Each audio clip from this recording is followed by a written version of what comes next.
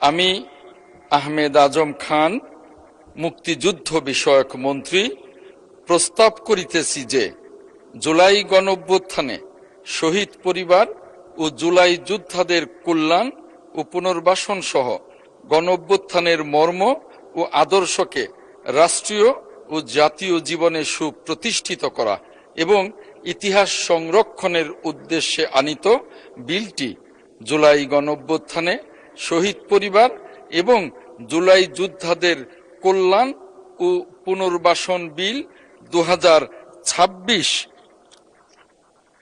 মহান সংসদে উত্থাপিত আকারে পাশ করা হোক।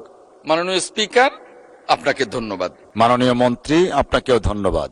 মহান সংসদের সামনে প্রশ্ন হচ্ছে, সংসদে উত্থাপিত আকারে জুলাই গণঅভ্যুত্থানের শহীদ পরিবার এবং জুলাই যোদ্ধাদের কল্যাণ ও পুনর্বাসন বিল 2026 পাশ করা হোক।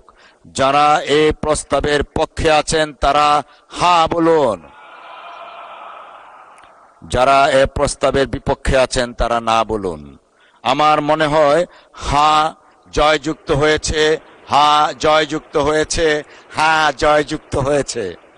জুলাই গণ অভ্যুত্থানের শহীদ পরিবার এবং জুলাই যোদ্ধাদের কল্যাণ ও পুনর্বাসন বিল 2026 সর্বসম্মতিক্রমে পাশ হলো।